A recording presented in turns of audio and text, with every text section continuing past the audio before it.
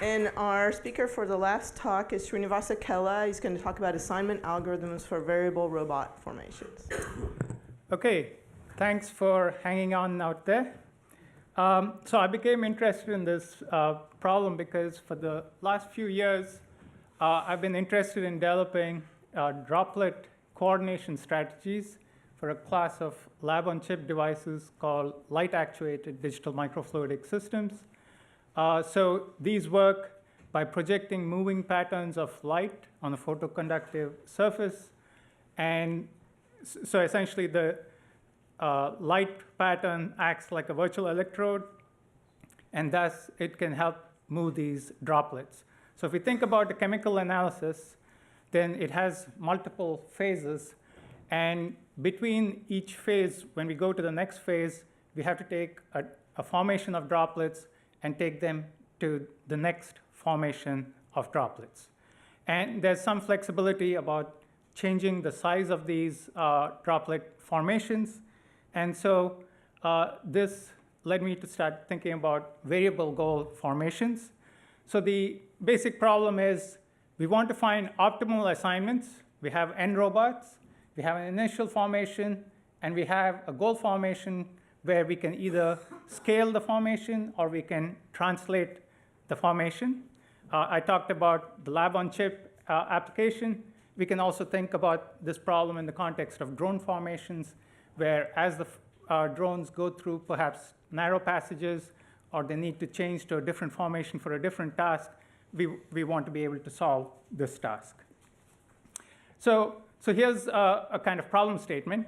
So we're given an initial robot formation P. Each of the circles here denotes a robot. And we're given a specified shape S. And we'd like a goal formation to be some modified version of the shape S. And here we're going to talk about either scaling the shape S or translating the shape S. And we want to find an assignment of each position in the initial formation to a position in the goal formation. So this issue of looking simultaneously at both the assignment and changing the formation apparently hasn't been looked at before in the robotics literature. So if we look at related work, people have considered the case where we have a fixed assignment, and then we vary the goal formation. Or we may the converse, where we have a fixed goal formation, and then we compute the assignment. And that includes some of the multi-robot path planning problems. And then there's another related area where people have looked at assignment problems where there may be uncertainty or variation in the costs. And that's also related to this work. And the version of the assignment problem that we look at is the linear bottleneck assignment problem. So you can think of this as minimizing the make span of a task. So we want to minimize the maximum cost of any task. And in our case, the costs are going to be the distances traveled by the robots.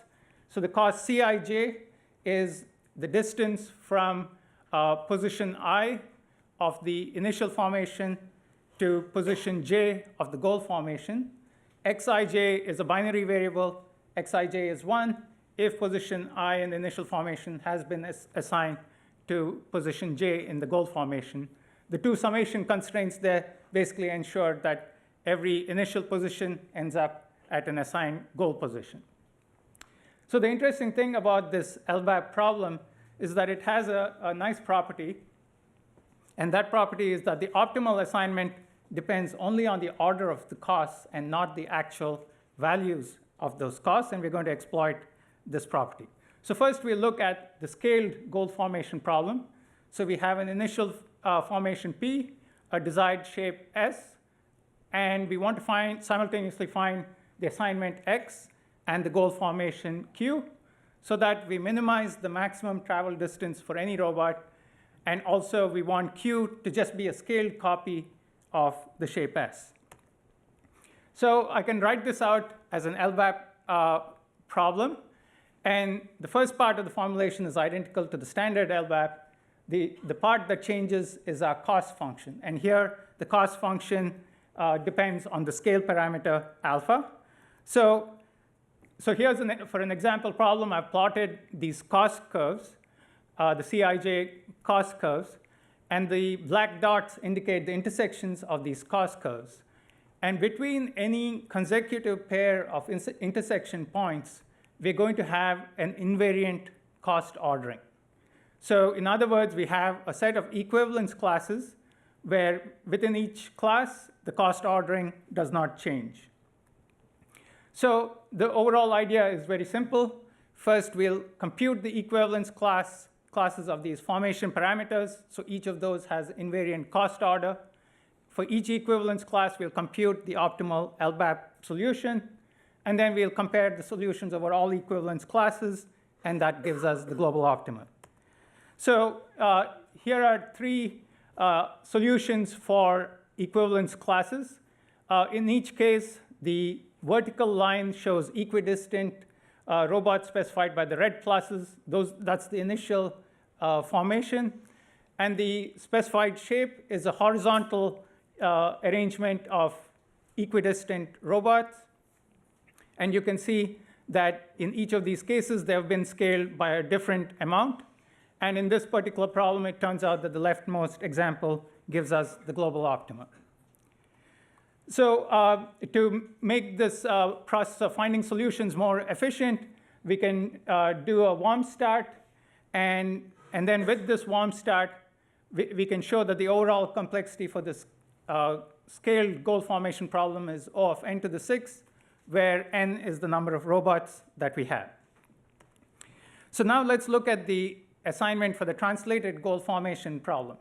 So here, again, we want to find the optimal assignments, and we want to translate the formation. So essentially, we just want to move the shape that the shape formation we've been given so that we minimize the maximum distance traveled by any of the robots. So we can, again, formulate it as an LBAP. This time, the cost is a function of two parameters, the x and the y position of the formation. So if we plot these, and here I plotted the square of the cost, we get parabolic surfaces. And you can see that these surfaces are intersecting. And to find the equivalence classes, we would need to find the arrangement of these surfaces. But it turns out that we can play a few tricks and make our equivalence class finding problem a little simpler. So first, just a quick primer on arrangements of planes or hyperplanes. So an arrangement of hyperplanes is the convex subdivision of the space that they generate. This figure shows an arrangement of lines in the plane, and it split the plane into cells. And for each cell, we can define what is called the depth. And the depth is the number of planes that are vertically above the cell. So I've labeled each of these cells with their corresponding depths. And then we can define something called the level. So the level I of an arrangement is the boundary of the union of all cells whose depths go from 0 up to I minus 1. So I've shown level 2 of this arrangement in red, and level 1 of the arrangement would be the upper envelope of this arrangement. OK, so there's just some background here. So what we're going to do is that we're going to rewrite the cost as a distance from these sites Rij. And these Rij sites depend on the initial formation and the desired shape, and the n squared of these sites. So since we've written this as a distance from a set of sites, we can now start applying the Voronoi diagram machinery to this problem here. And we're going to use a trick that computational geometers are very familiar with.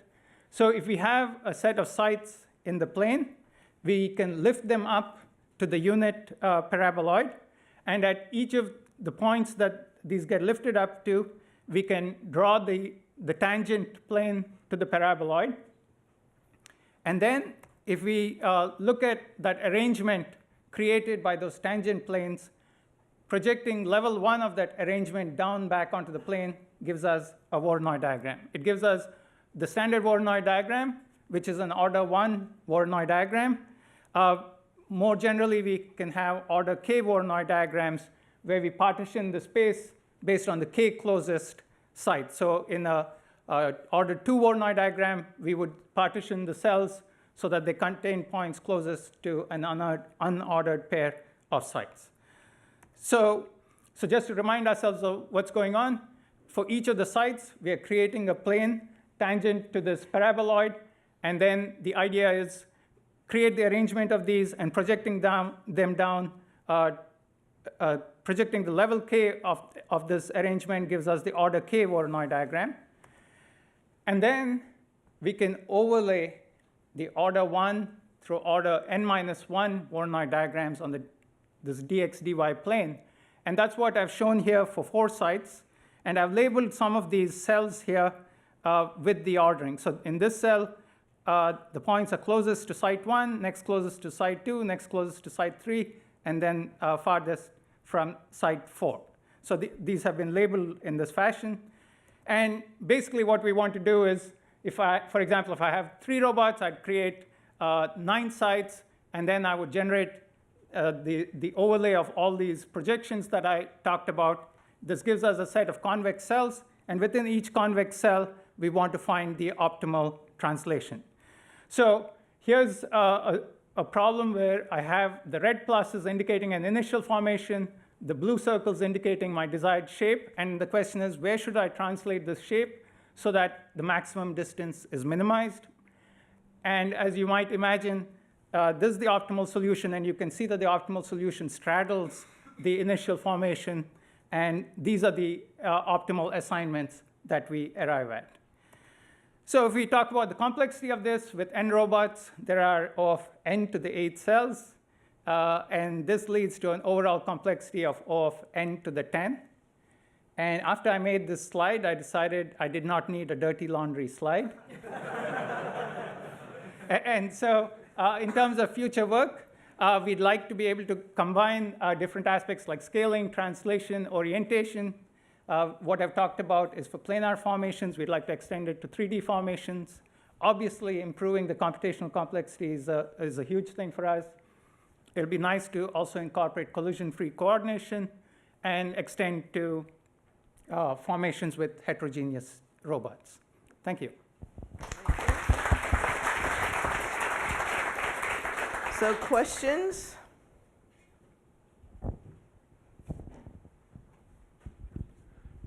Hello? OK. I like the formulation as a bottleneck problem. That was nice. The thing that I was wondering about is that you chose to use a continuous scaling factor as opposed to discretizing it in some fashion.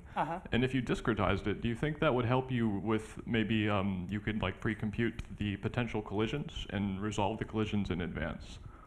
So to resolve the collisions, I think probably the best way might be we find our optimal solution, and then there are many different techniques to resolve collisions once we have the optimal assignment. And in fact, in certain cases, it may be the case that the paths, the assignments are such that we don't even need to resolve any collisions. Yes, so I'm viewing that as a post-processing step right now. Right, but if you don't consider the collisions, then it's unlikely that your assignment will be optimal because the robots are probably going to hit each other and or the environment on the way. So it would be nice to have both worlds, right? Right. So it would obviously be nice to have both. What I will say is that the optimality here is governed by the length of the longest path that a robot has to travel. So if, as long as we prioritize and don't perturb that one, don't delay that one, then the other robots, we can have some coordination there, and that may not, and perhaps our optimal solution will still be preserved. Does that make sense? Sure, thanks. Any other question? How much of this work can be reused, given how expensive it is? If the problem changes slightly or drastically? OK, that's an interesting question. So this is, I need to think about that. So because of this LBAP ordering property, there is this slack that we have. But the difficult part is going to be how do we characterize the variation of the problem that maps to that slack? But if we are able to do that mapping, then the pre-computing could be very useful. OK, any other question? Dylan? So one thing that's quite nice is in the bottleneck case, right, is that, as you say, it depends on the length of the longest, because it's the min-max. So it's possible that you could know that there are two that are equally long, and as long as, you know, you're going to have trouble if those two, if that one has to pause for the other. Right. But you can, maybe you can know that sort of geometrically from how far you are from the boundary in that space. Right. So it's almost like if you know you're in that cell, you can extract additional information about how you could do collision-free coordination depending on sort of distance from the boundary there. Yeah, I think that may be possible. So basically, the way this works right now is for each cell, we find the LBAP solution that identifies the cost that is the critical cost, and then we optimize that critical cost over the cell.